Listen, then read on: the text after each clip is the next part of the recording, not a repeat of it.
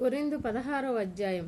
పవిత్రుల కోసం చందా విషయమైతే నేను గలతీయ ప్రాంతం సంఘాలను ఆదేశించినట్టు మీరు చేయాలి. నేను వచ్చేటప్పుడు చందా ఎత్తకుండా మీలో ఒక్కొక్కరు తాను వర్ధిల్లున్నది కొలది కొంత డబ్బు మిగిల్చి ప్రతి ఆదివారము కూడబెట్టాలి. నేను వచ్చినప్పుడు మీరు ఉత్తరాల ద్వారా ఎవరిని ఆమోదిస్తారో నేను వారి చేత మీ ఈవి జెరూసలేముకు పంపుతాను. ఒకవేళ నేను కూడా అక్కడికి వెళ్ళడం యుక్తమైతే వారు నాతో కలిసి వెళ్తారు. కానీ నేను మాసిదోనియా ప్రాంతం గుండా ప్రయాణం చేస్తాను.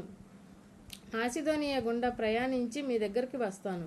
అప్పుడు ఒకవేళ మీతో కొంతకాలం ఉంటాను, లేదా చలికాలమంతా గడపవచ్చు. తర్వాత నేను ఎక్కడికైనా వెళితే నా ప్రయాణంలో మీరు నన్ను సాగనంపవచ్చు. ప్రభువు అనుమతి ఇస్తే మీతో కొంతకాలం ఉండాలని ఆశతో ఎదురు చూస్తున్నాను. కనుక ఇప్పుడు ప్రయాణంలో మిమ్మల్ని సందర్శించడానికి నాకు ఇష్టం లేదు. కానీ పెంతెకోస్తు పండుగ వరకు ఎఫెసులో ఉండిపోతాను. ఎందుకంటే కార్యసాధకమైన గొప్ప ద్వారం నాకు తెరిచి ఉంది. అయినా ఎదురాడేవారు చాలామంది.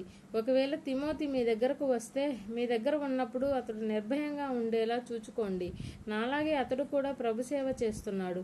అందుచేత ఎవరూ అతన్ని చిన్నచూపు చూడకూడదు.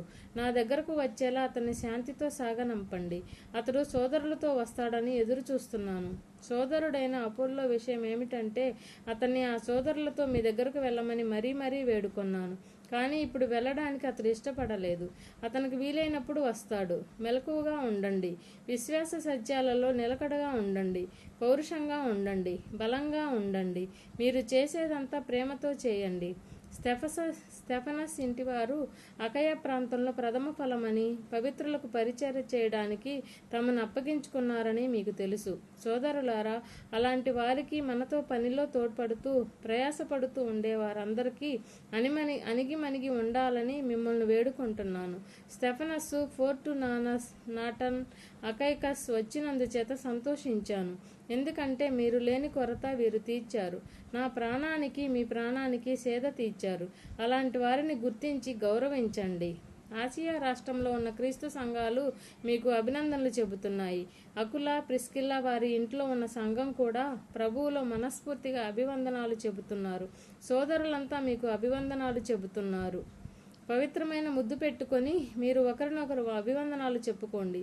ఈ అభివందనం నేను పౌలును నా సొంత చేతితో రాస్తున్నాను. నా సొంత చేతితో రాస్తున్నాను.